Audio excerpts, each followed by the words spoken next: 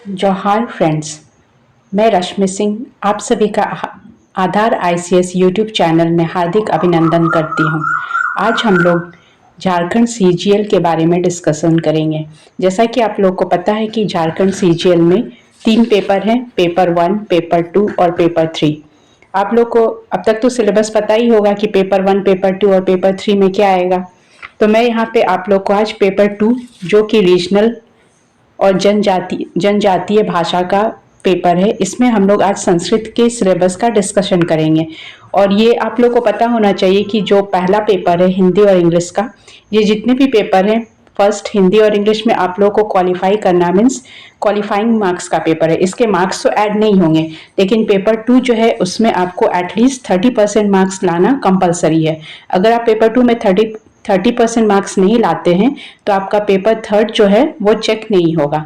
तो ये बहुत इंपॉर्टेंट है कि आपको पेपर वन क्वालिफाई करना पड़े और पेपर 2 में भी क्वालिफाइंग मीन्स दैट इज 30% आपको लाना कंपलसरी है।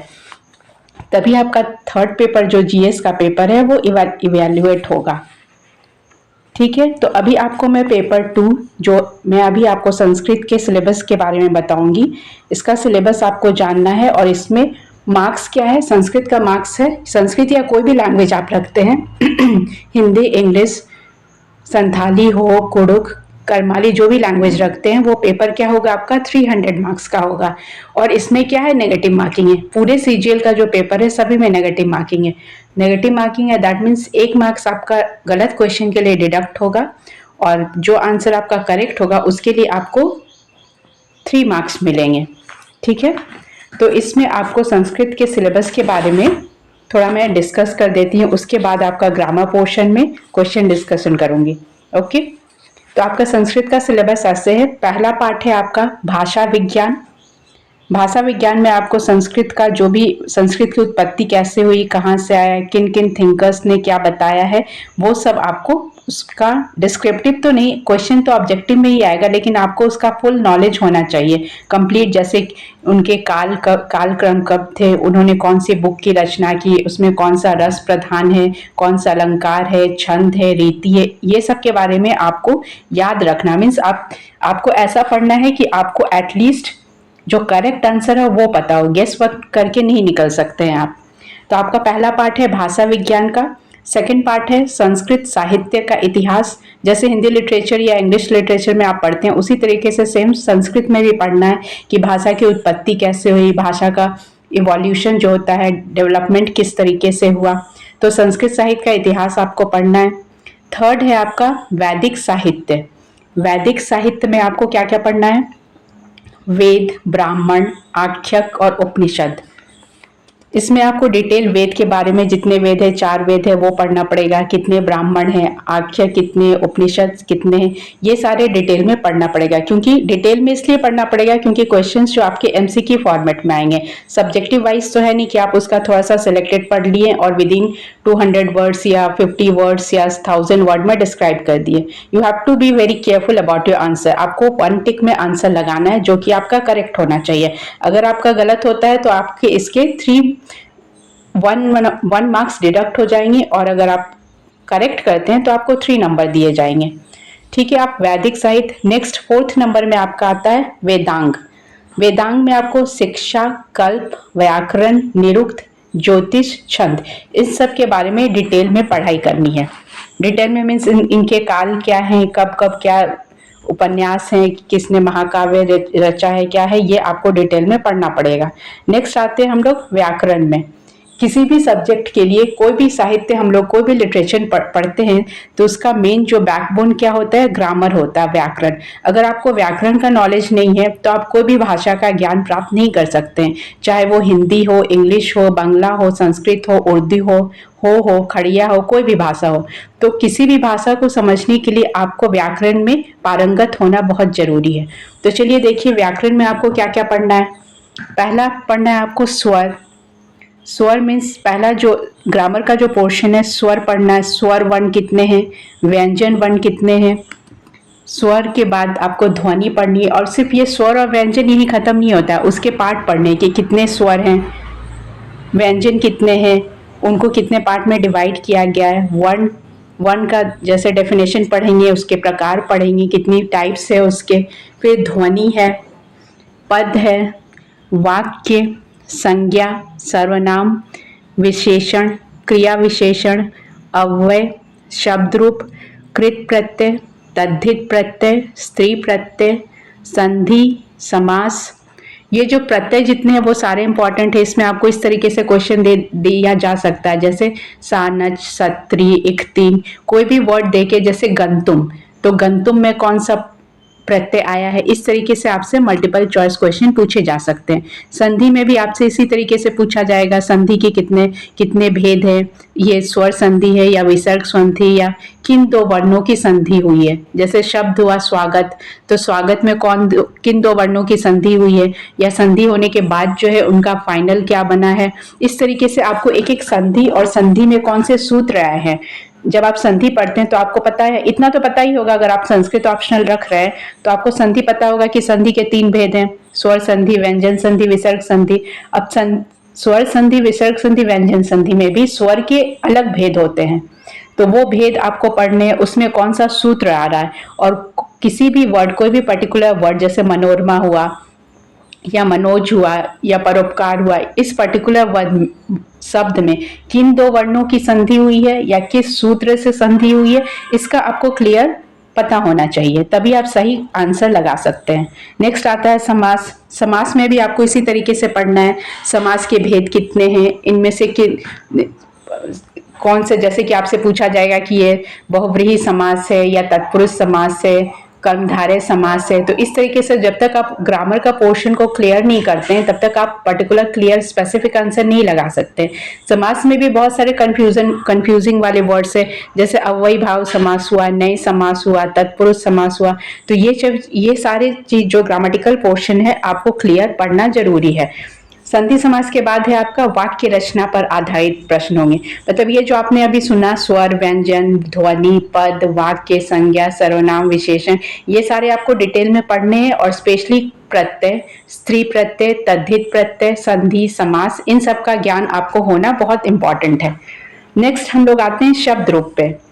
तो संस्कृत की शब्दावली का ज्ञान होना आपको बहुत ही अनिवार्य है। अगर आपको शब्द ही नहीं पता होंगे, शब्द रूप में जैसे कि आप अपने 6 to 10th क्लास में पढ़े होंगे कि बालक शब्द रूप सबको पढ़ना है, तो ये जो शब्द रूप सब है, शब्द रूप में आपको 7 विभक्ति, प्रथमा, द्वितीया, तृतीया, चतुर्थी, जितने, और इन सब के जो वचन होते हैं, एक वचन, द्विवचन, तो ये आपको विभक्ति का ज्ञान होना चाहिए। इसमें भी मल्टीपल एमसीक्यू क्वेश्चन बहुत तरीके से बनते हैं। जैसे आपको शब्द दे दिया जाएगा बालकाभ्यम, इससे आपको 4 ऑप्शन देके पूछा जाता है, पूछ सकते हैं कि बालकाभ्यम वर्ड में कौन सी विभक्ति है या कौन सा वचन है।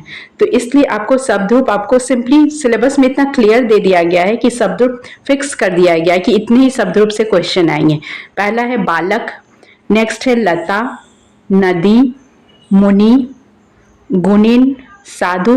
कुछ जैसे अकारांत शब्द है, फिर आकारांत शब्द है, फिर ईकारांत शब्द है, साधु व उकारांत शब्द, भवत, अस्मद, कुछ सर्वनाम शब्द भी है, अस्मद, युष्मद, तत् के तीनों लिंगों में आपको पढ़ना है, पुल्लिंग, स्त्रीलिंग, नपुंसकलिंग, सर्व, योति, लेखनी, रेणु, पयस, वस्तु तथा आत्मन। ये जो आपको शब्द रूप डिफाइन कर दिया गया, इससे आपका सिलेबस और भी इजी हो गया है, क्योंकि आप इतना, अगर जिनको याद करने में प्रॉब्लम है वो अगर लिख कर भी प्रैक्टिस कर लेते हैं तो आपके कुछ क्वेश्चंस तो गलत होने के चांसेस बिल्कुल भी नहीं है। इसमें आप अगर 10 नंबर के क्वेश्चन है तो 10 आउट ऑफ 10 आप इजीली स्कोर कर सकते हैं। नेक्स्ट आता है धातु रूप। बिना धातु रूप के, बिना धातु, अगर आप धातु नहीं जानते तो संस्कृत या कोई भी लैंग्वेज तो आप पढ़ ही नहीं सकते। आपको क्रिया का ज्ञान होना चाहिए, वर्ब का पता होना चाहिए। तो इसके लिए आपको शब्द रूप तो हो गया, इसके लिए आपको धातु रूप भी डिटेल में पढ़ना बहुत जरूरी है। और इसमें जितने भी काल होते हैं, लट लकार, लोट लकार, लंग लकार, विधिलिंग, लिट लकार, ये सारों जितने भी लकार है, इन सारे लकारों में आपको धातु रूप ध्यान में रखना है। तो इसमें भी डिस्क्राइब सिलेबस से धातु रूप आपको कितने पढ़ने हैं। पहला है पट, नेक्स्ट है गम, दृश्य, पा, हन, भू, अस, नृत, लिख, दिश, मुच, स्था, यक्ष, सच और अर्च। तो इतने जो वेल डिफाइंड आपको दे दिया गया है कि इतने धातु रूप है। आपको इन्हीं सबको सभी जितने भी लकार है, लट लकार में, लोट लकार में, लंग लकार में, विधिलिंग में और लिट लकारों में, सभी लकारों में इन सब का ज्ञान होना आपको बहुत जरूरी है। क्योंकि कभी कभी क्वेश्चन ऐसे आ सकता है जैसे पठितुम, तो आपसे पूछा जाता है कि पर्टिकुलर पठितुम वर्ड में कौन सा धातु है। तो अगर आपको धातु का ज्ञान नहीं होगा तो आप नहीं बता पाएंगे कि पठितुम में कौन सा धातु है, पठ धातु है, और कौन सा प्रत्यय लग रहा है, पठितुम, तुमन प्रत्यय लग रहा है। तो ये सब का ज्ञान, ये सब में अच्छा स्कोर करने के लिए आपको ग्रामेटिकल पोर्शन बहुत स्ट्रांग नहीं, एवरेज भी अगर आप ग्रामेटिकल पोर्शन कंप्लीट करते हैं तो आप आउट ऑफ 100 क्वेश्चन में 50 क्वेश्चन तो कर ही लोगे। क्योंकि जितना भी सिलेबस आपका बेस्ड है वो सारा ग्रामर पे ही बेस्ड है। और ये ग्रामर अगर आप कर लेते हैं तो आपका जो लिटरेचर पोर्शन है, जो साहित्य का पोर्शन है, उसमें भी आप कर पाएंगे। अगर आप ग्रामर नहीं पढ़े हो तो आपके सामने कितना भी श्लोक रख दिया जाए या बहुत इजी सा भी श्लोक हो जाए, लेकिन आप बालक शब्द रूप नहीं जानते हैं या फिर पर्टिकुलर जैसे देव शब्द रूप नहीं जानते हैं, आपसे ये पूछा जा सकता है कि बालकाय शब्द इसमें कौन सी विभक्ति हुई है। तो इस तरीके से आपको ग्रामर पोर्शन क्लियर करना बहुत जरूरी है। साहित्य में क्या है, लिटरेचर पोर्शन में क्या है कि आप स्टोरी तो सभी को पता है, मेघदूत, कालिदास के सारे जितने भी रचना है वो मैक्सिमम सब लोगों को पता होता है। इतना तो बेसिक नॉलेज सभी को होता है कि कौन सा खंड काव्य है, महाकाव्य है, उपनिषद है, क्या है। और कालिदास के बारे में, मेघदूत के बारे में तो कुछ कह ही नहीं सकते। उसके तो मेघदूत की रचना में आप अगर चतुर्थ अंक को पढ़ते हैं तो आपको पता चलेगा कि कालिदास ने अपने एक्सट्रीम में जाके, मतलब उनकी रचना इतनी अच्छी है कि आप वो चीज भूल ही नहीं सकते कि श्रृंगार रस कहाँ पे श्रृंगार रस का उपयोग किया गया, कौन सा अलंकार आ रहा है। तो ये सारी कुछ चीज तो ऐसे हैं कि अगर आपका ग्रामर अच्छा है तो आप एक शब्द से भी पकड़ सकते हैं कि कोई भी जो ऑथर है वो क्या कहना चाह रहा है। जैसे पूर्व मेघ है, पूर्व मेघ में कालिदास ने मेघ का जो वर्णन किया है, जैसे कुबेर अपनी प्रिया से मिलने के लिए जो, मतलब मिल नहीं पाते हैं तो वो बादलों से विनती करते हैं या वर्णन करते हैं कैसे कि हे बादल तुम यहाँ जाना, अपनी मेरी जो प्रिया है उनसे ऐसे, अपनी पत्नी का वो जिक्र करते कि उनसे ऐसे बोलना। तो मेघ की तरह मेघ को एज ए मीडिएटर बनाकर वो अपनी जो मन की बात है उनसे कहते हैं। तो इस तरीके से आप श्लोक सब तभी समझ सकते हैं जब तक आपका ग्रामर पोर्शन क्लियर हो। और ग्रामर पोर्शन क्लियर करने के लिए आपको बेसिक ग्रामर तो पता ही होना चाहिए जी। ये धातु रूप है, शब्द रूप है, शब्दों का जो कुछ शब्द भी ऐसे हैं जो आपको अव्यय शब्द आपको पता होना चाहिए। तो लिटरेचर पोर्शन में कुछ तो ज्यादातर कालिदास के ही हैं, जैसे आप मेघदूत हो गया, अभिज्ञान शकुंतलम हो गया। शकुंतलम का चतुर्थ अंक जो तत्रम्य शकुंतला, आपने सुना होगा कि चतुर्थ अंक में जो है उसमें शकुंतला का पूरा वर्णन है। तो आपको कालिदास के सारे तीन तो कालिदास के, पहला है पूर्व मेघ है, दूसरा है अभिज्ञान शकुंतलम, तीसरा है किराता अर्जुनियम। किराता अर्जुनियम में भी प्रथम सर्ग ही पढ़ना है आपको, शिशुपाल वध में भी प्रथम सर्ग पढ़ना है। तो ये प्रथम सर्ग लिखा हुआ, लेकिन इनमें और भी श्लोक सब है। जैसे कादम्बरी है, कादम्बरी पूरा श्लोक, सुखनासोपदेश पूरा श्लोक में ही है। तो ये जितने भी श्लोक का एक ये होता है कि आप कोई भी एक पर्टिकुलर श्लोक पकड़ लेते हैं तो आपको समझ में आ जाएगा कि ये कालिदास का है या भवभूति का है या फिर ये किससे लिया गया, शिशुपाल वध से लिया गया है या सुखनासोपदों से लिया गया है। तो ये सब का कुछ पर्टिकुलर क्लू होता है जिससे कि आप इजीली समझ सकते हैं कि ये कहाँ से लिया गया। और कुछ उसमें शब्दालंकार, अर्थालंकार, इस तरीके से भी क्वेश्चंस आएंगे। तो चलिए, ये हो गया आपके सिलेबस का डिस्कशन। सबसे पहले सिलेबस को समझना बहुत इंपॉर्टेंट है। अगर आप सिलेबस ही नहीं समझेंगे कि आपको क्या पढ़ना है, और ये सब्जेक्टिव तो है नहीं, ऑब्जेक्टिव है, तो आपको एग्जैक्ट आंसर किसी भी चीज का पता होना बहुत जरूरी है। तो आपको अगर ज्यादा अच्छे मार्क्स लाने हैं इसमें तो ग्रामर पे पूरा फोकस कीजिए। ग्रामर पोर्शन अगर आपका स्ट्रांग होगा तो लिटरेचर अपने आप कहानी पढ़कर या सुनकर अच्छे से स्कोर कर सकते हैं। ठीक है, अब आप आते हैं, अब मैं आप लोग को संस्कृत व्याकरण से रिलेटेड कुछ एमसीक्यू प्रैक्टिस करवा दे रही हूं। तो फर्स्ट क्वेश्चन आपका है, संस्कृत व्याकरण के आदि वक्ता कौन है? आदि वक्ता मीन्स जो फर्स्ट थे, मतलब व्याकरण को पहली बार किसने बताया या किसने इसको एक्सप्लेन किया। तो इसका आंसर है, इसमें आपको ऐसे 4 ऑप्शन होंगे आपके पेपर में, जिसमें से आपको जो करेक्ट ऑप्शन है उसमें टिक लगाना है। तो इसमें ऑप्शन है, फर्स्ट है ब्रह्मा, सेकंड विष्णु, थर्ड महेश और जो लास्ट ऑप्शन है पाणिनि। तो इनमें से आपको ऑप्शन सही करेक्ट आंसर बताना है, संस्कृत व्याकरण के आदि वक्ता कौन है। तो आदि वक्ता कौन होगा? ये तो ऐसे भी अगर आपको नहीं भी आता है तो इस सृष्टि की रचना किसने की है? ब्रह्मा ने की है। अगर ब्रह्मा ने रचना की है तो वक्ता भी वही रहे होंगे। इसमें अगर आप गेस वर्क थोड़ा सा लगाते हैं तो करेक्ट आंसर लगा सकते हैं। इसका आंसर होगा ब्रह्मा। ठीक है, और जहां जहां एक्सप्लेनेशन की जरूरत होगी मैं वहां उस क्वेश्चन को आपको एक्सप्लेन कर दूंगी। और जहां पे सिंपली वन वर्ड या आपको एक लाइन में एक्सप्लेनेशन से आप समझ सकते हैं तो मैं वहां एक लाइन में ही एक्सप्लेन करूंगी। जहां ग्रामेटिकल पोर्शन होगा वो आपको मैं अच्छे से समझा दूंगी। नेक्स्ट क्वेश्चन पे आते हैं। ब्रह्मा से व्याकरण शास्त्र की शिक्षा ग्रहण करने वाले कौन है? मीन्स ब्रह्मा तो सृष्टि का रचयिता, अब उनसे व्याकरण शास्त्र की शिक्षा किसने ग्रहण किया है?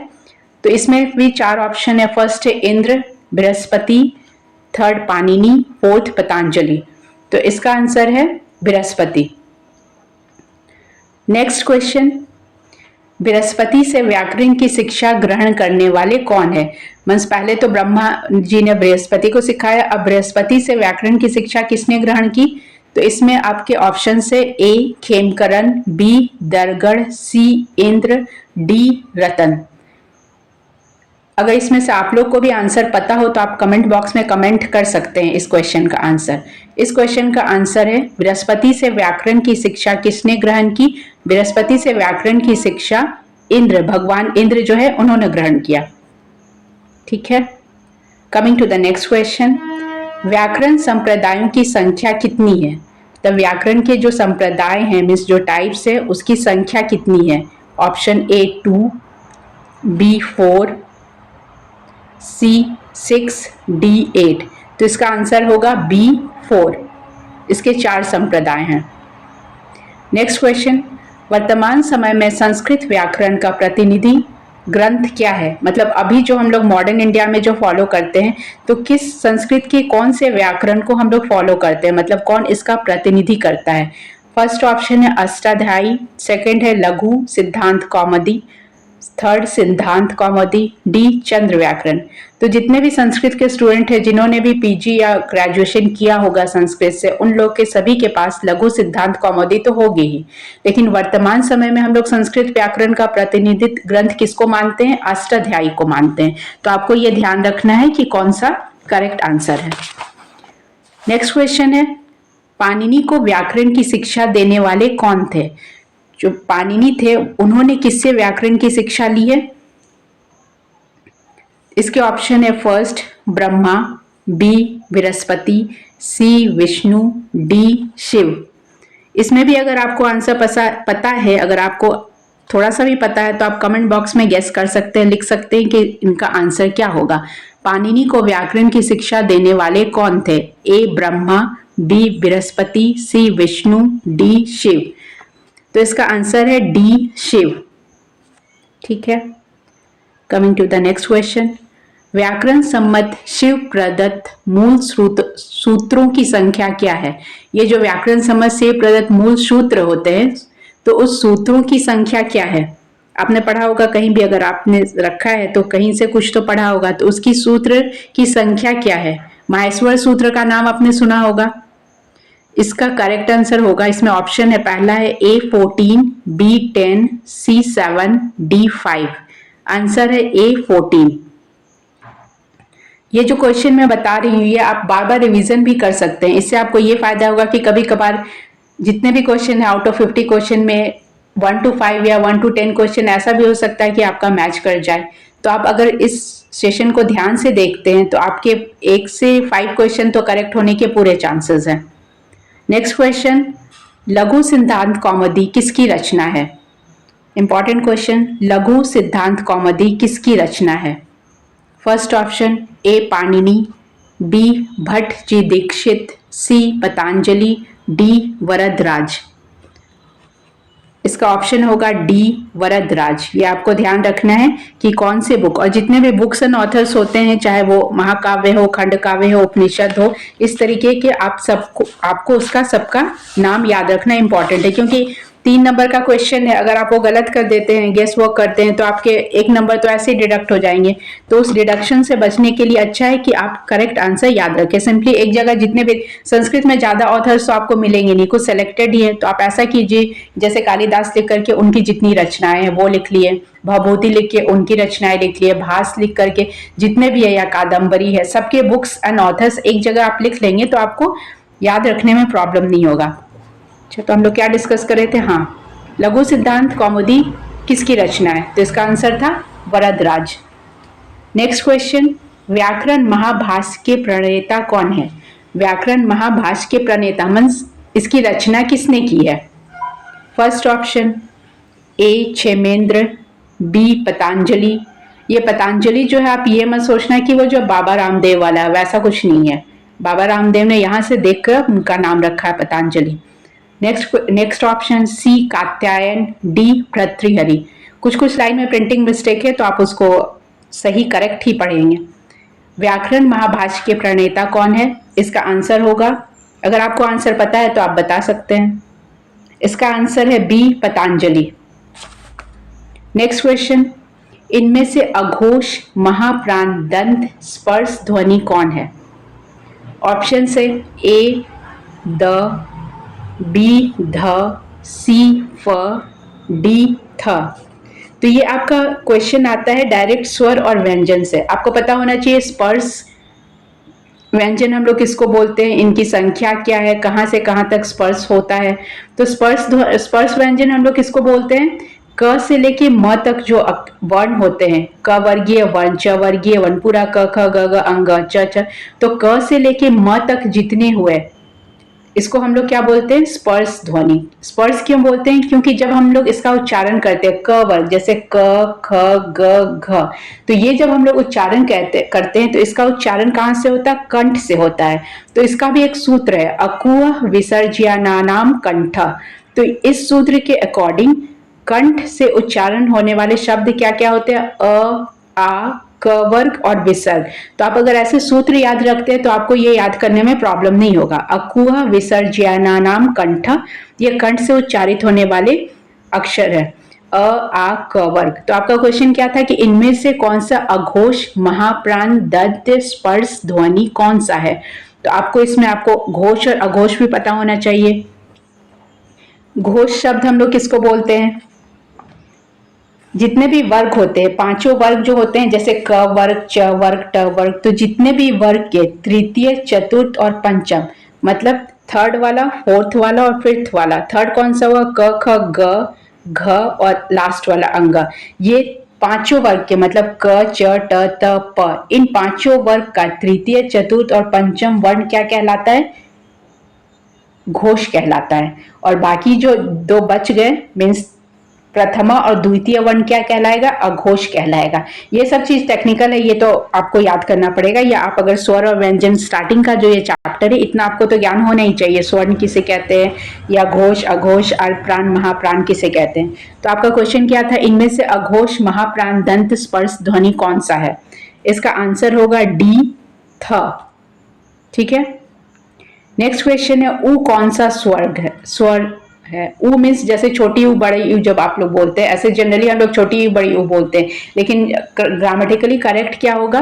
ह्रस्व ऊ और दीर्घ ऊ। तो इसमें ह्रस्व ऊ कौन सा स्वर है? संवृत, अर्ध संवृत, विवर्त और अर्ध विवर्त।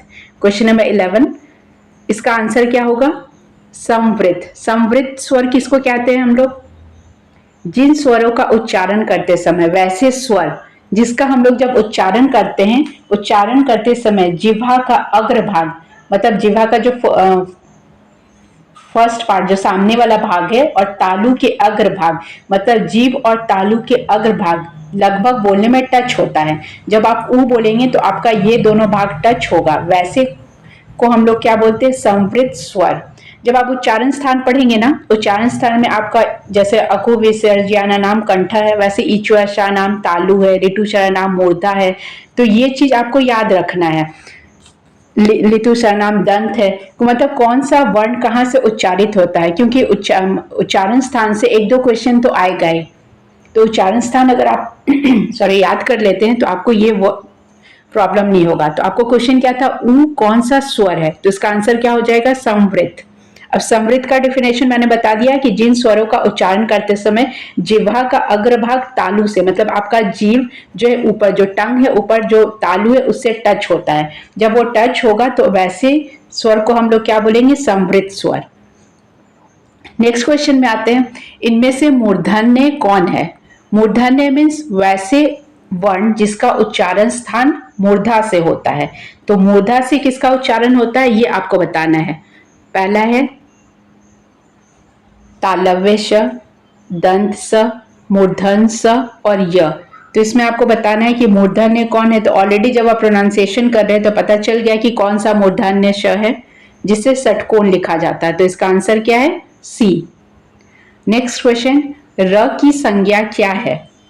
र की संज्ञा क्या है, तो इसमें इसका कहने का मतलब है कि र जो है स्वर व्यंजन में कौन से इसमें आता है, ऊष्म में आता है, स्पर्श में आता है, संवृत में आता है या अंतस्थ में आता है।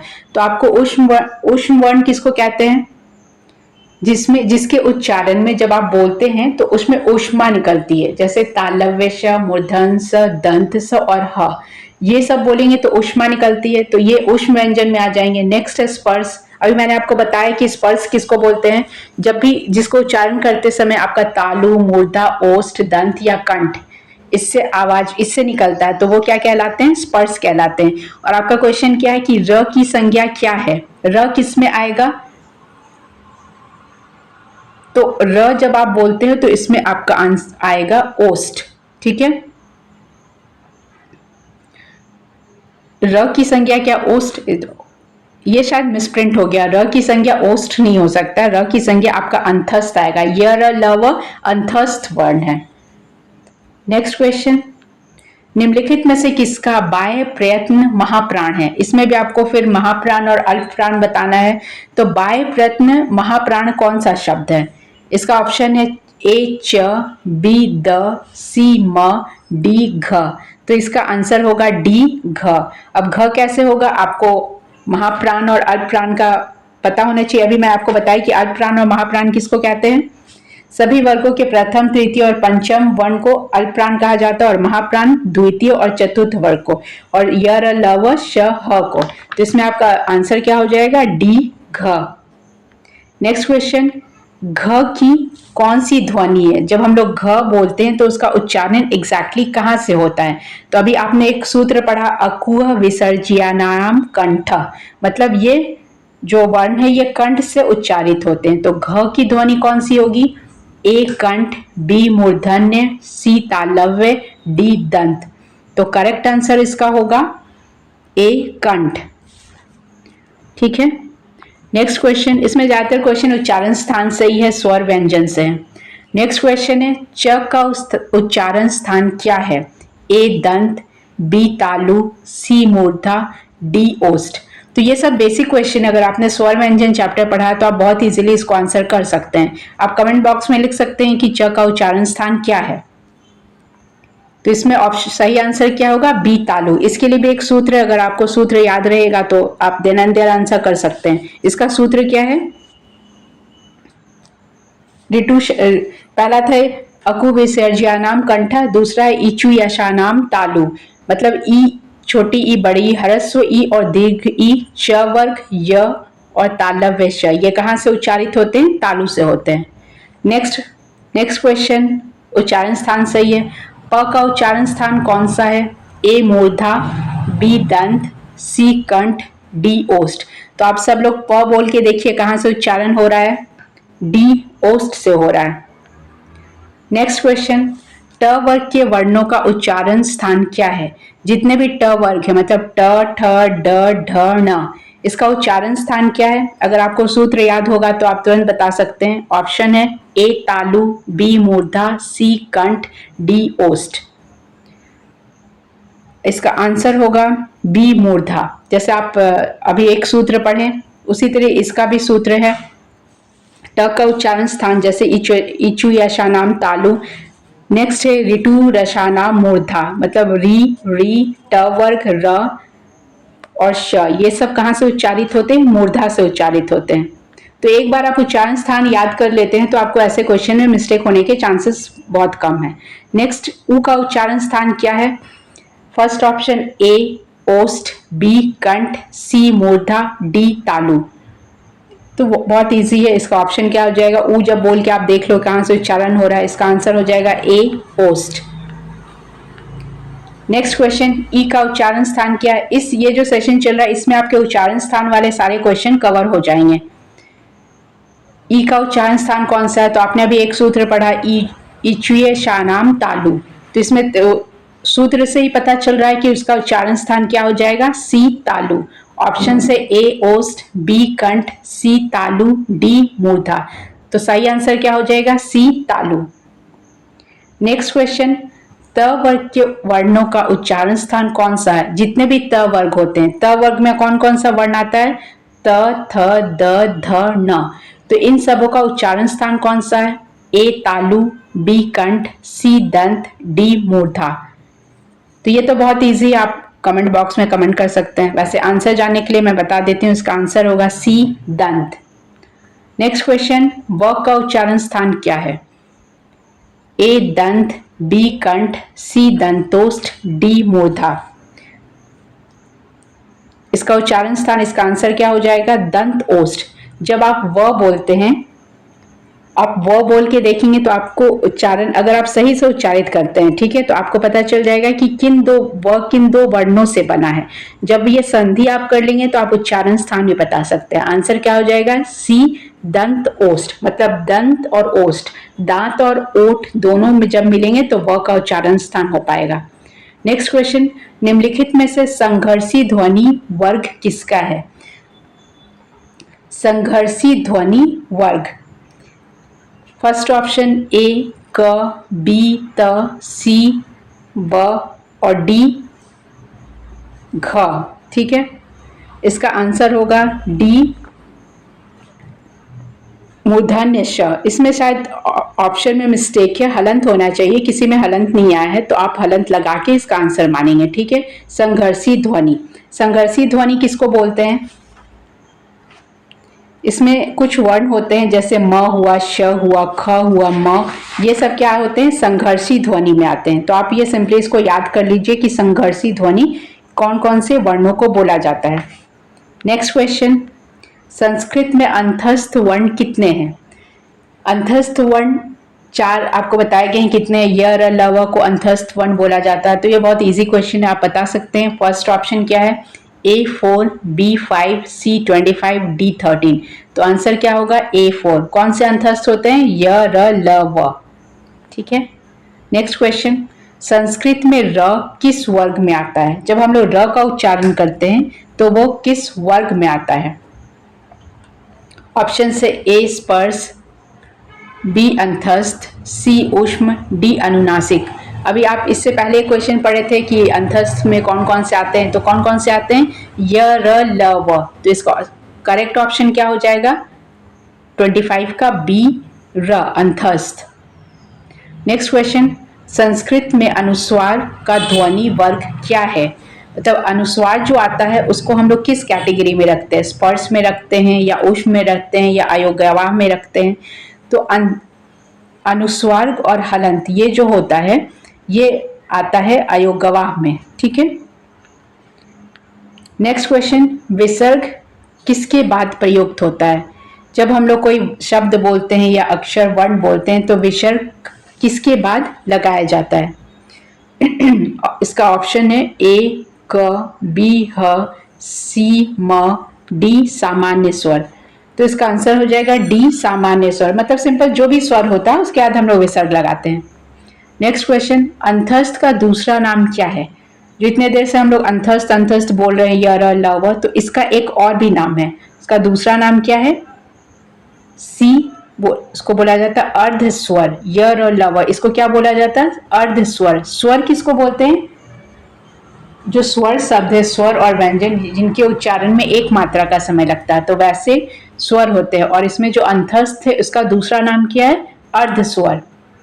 तो इस टाइप के क्वेश्चंस हैं, इसको आप बार बार वीडियो को रेगुलर कंटिन्यूअस देखिए सो दैट आपका जो रिवीजन हो, ऑब्जेक्टिव जो फर्स्ट चैप्टर वाला है स्वर व्यंजन, इससे आराम से कवर हो जाएगा।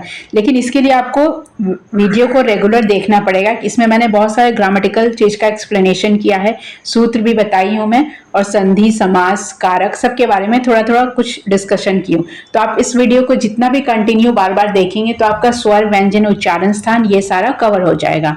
ठीक है, नेक्स्ट क्वेश्चन, पाणिनीय शिक्षा में ध्वनियों का वर्गीकरण कितने वर्ग में हुआ है?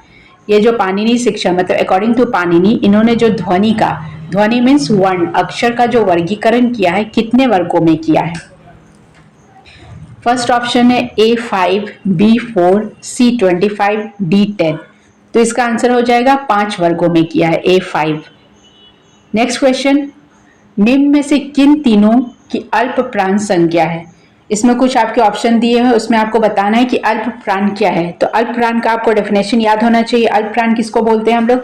सभी वर्गों के प्रथम, तृतीय और पंचम वर्ण, मतलब सभी वर्ग, जो क वर्ग है, च वर्ग है, ट वर्ग है, त वर्ग है और प वर्ग के कौन कौन से फर्स्ट, थर्ड और 5 वाले जो होंगे और ये अलावा ये क्या हो जाएंगे? अल्प प्राण। तो इसमें आप देखिए आपके ऑप्शंस में क्या क्या है। आपके ऑप्शन में क, द, प, च, ट, थ, सी में भ, ख, फ और डी में न, न, ध। तो इसमें आपको करेक्ट आंसर बताना है। करेक्ट आंसर है आपका ए, क, द, प। ठीक है, आप अकॉर्डिंग टू डेफिनेशन उसको मैच कर लीजिए कि कौन कौन सा वर्ण आ रहा है। नेक्स्ट क्वेश्चन, इनमें से दंत वर्ण कौन सा है? दंत वर्ण मीन्स वैसे वर्ण जिसका उच्चारण दांत से होता है। तो आप उच्चारित करके देख लीजिए, तालव्य श है, दंत श है, मूर्धन्य श है और ह है। तो जब आप बोल रहे हैं कि दंत स है तो इसका ऑब्वियसली आंसर क्या होगा? दंत स। ठीक है, आंसर हो जाएगा बी। नेक्स्ट क्वेश्चन, अ इति क स्वर अस्ति, मतलब अ जो है कौन सा स्वर है वो? इति क स्वर अस्ति। वर्तुल स्वर, बी पश स्वर, सी केंद्रीय स्वर और डी एस स्वर। तो इसका आंसर हो जाएगा सी केंद्रीय स्वर। अब केंद्रीय स्वर किसको बोलते हैं? केंद्रीय स्वर वैसे स्वर होते हैं, इसको पहले मिश्रित स्वर भी कहा जाता था। मिश्रित मतलब जो पहले एकदम जो प्राइमरी जो वर्ड्स होते हैं वो वाले होते हैं केंद्रीय स्वर, जैसे अ, ई, उ, री। ठीक है, coming to the next question. Next question आपका कारक से आ गया है। संयुक्ते अप्रधाने सूत्रम कस्या विभक्ते अस्ति, मतलब इसमें कारक का सूत्र आपको दे दिया गया है और वर्ड दे दिया गया है संयुक्ते अप्रधाने सूत्रम कस्या विभक्ति अस्ति, मतलब संयुक्ते अप्रधाने, तो जिस चीज में स लग जाता है, अगर आपने विभक्ति को पढ़ा है, प्रथमा विभक्ते, सेकंड ऑप्शन तृतीय विभक्ते, सी पंचमी विभक्ते, डी षष्ठी विभक्ते। तो जब भी हम लोग कोई सेंटेंस बोलते हैं किसी के साथ, जैसे राम सीता के साथ वन गए, या किसी के साथ जब कोई काम किया जाता है तो वहां पे क्या लगता है? तृतीया विभक्ति लगती है। तो इसमें इसका आंसर क्या हो जाएगा? तृतीया विभक्त है। तो आंसर क्या हो जाएगा? 33 का बी हो जाएगा। नेक्स्ट क्वेश्चन आते हैं, क वर्गीय ध्वनिना उच्चारणम अस्ति। तो मैं आपको स्टार्टिंग से बता रही हूँ कि क वर्ग का उच्चारण स्थान क्या है। इसमें आपसे यही पूछा गया कि क वर्ग जो है कहाँ से उच्चारित होते हैं। तो आपने एक सूत्र सुना बार बार, वो सूत्र था अकुह विसर्ज्यानाम कंठ, मतलब कंठ से उच्चारित होने वाले अक्षर वर्ण जो आपको दिए हुए हैं। तो क वर्ग का उच्चारण कहाँ से होता है? ऑप्शन है ए कंठ, बी तालु, सी मूर्धा, डी ओष्ठ। तो आंसर क्या हो जाएगा? ए कंठ। नेक्स्ट क्वेश्चन, अनुनासिक वर्णों की संख्या क्या है? अब क्वेश्चन आता है कि अनुनासिक हम लोग किसको बोलते हैं? तो प्रत्येक वर्ग के जो पंचम वर्ण होते हैं, प्रत्येक वर्ग मीन्स क वर्ग में जो 5 हुए क ख ग अंग, तो जो लास्ट वाले होते हैं अंग, इ, न, न, म, इनको हम लोग क्या बोलते हैं? अनुनासिक बोलते हैं। ठीक है, तो इस वर्णों की संख्या कितनी है, मतलब कितने नंबर हैं इसके? तो ये कितने? पहला ऑप्शन है A5, B8, C4, D10। तो इसका आंसर हो जाएगा A5। 5 आपको मैंने बता ही दिया कहाँ कैसे होता है। नेक्स्ट क्वेश्चन है, अब नेक्स्ट क्वेश्चन आपका आता है प्रत्यय से, दा प्लस सानज। अब दा धातु में सानज प्रत्यय लगाते हैं तो कौन सा शब्द बनेगा? ए ददन, बी ददान, सी देय, डी दामान। तो इसका आंसर क्या हो जाएगा? बी ददान। तो आपको इसके लिए धातु और जो उपसर्ग प्रत्यय है वो चैप्टर क्लियर होना चाहिए, तभी आप इसमें करेक्ट आंसर लगा सकते हैं। नेक्स्ट क्वेश्चन है पठ धातु प्लस सत्री प्रत्यय, इसमें कौन सा प्रत्यय लगा? सत्री प्रत्यय। तो पठ धातु में सत्री प्रत्यय लगाएंगे तो कौन सा शब्द बनेगा? पहला ऑप्शन है पठित्वा, बी पठिता, सी पठंती, डी पठन। तो इसमें करेक्ट आंसर अगर आपको पता है तो आप ऑप्शन में जाकर कमेंट बॉक्स में करेक्ट आंसर बता सकते हैं। वैसे करेक्ट आंसर इसका है बी, डी पठन, पठ प्लस सत्री पठन। नेक्स्ट क्वेश्चन है सी प्लस तुमुन, सी धातु के साथ तुमुन प्रत्यय लग रहा है तो शब्द कौन सा बनेगा? ए शेतुम, बी शयनिम, सी शयना, डी सईतुम। तो इसका आंसर क्या हो जाएगा? सेतुम। तुमुन धातु हम लोग किस लिए प्रयोग करते हैं? के लिए, जैसे गम प्लस तुम गंतुम जाने के लिए, पठ प्लस तुमुन पठितुम पढ़ने के लिए, उसी तरह से प्लस तुमुन सेतुम सोने के लिए। नेक्स्ट क्वेश्चन है अशुद्ध रूप। अभी आपके सामने 4 वर्ड्स दिए हुए हैं, ब्राह्मण, बी राजा, सी देवता, डी विद्वान। तो इसमें से जो अशुद्ध रूप है वो आपको बताना है। तो इसमें तो आपको स्पेलिंग का नॉलेज होना चाहिए। तो इसमें अशुद्ध रूप क्या है? विद्वान के में स्पेलिंग मिस्टेक है। नेक्स्ट क्वेश्चन वही अशुद्ध रूप है। पहला है प्राणिकम, नेक्स्ट व्यवहारिकम, सी अत्याधिकम, डी आध्यात्मिकम। तो इसमें जो अशुद्ध रूप है स्पेलिंग का जो मिस्टेक है वो आपको बताना है। वैसे करेक्ट आंसर इसका हो जाएगा अत्याधिकम। ठीक है, तो ये आपका मल्टीपल चॉइस एमसीक्यू का ग्रामर पोर्शन में फर्स्ट पार्ट कंप्लीट होता है।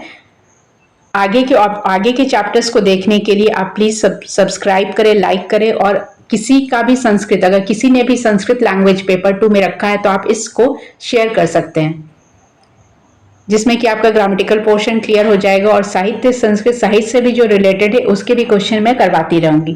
Thanks for watching our video. Stay tuned for new updates.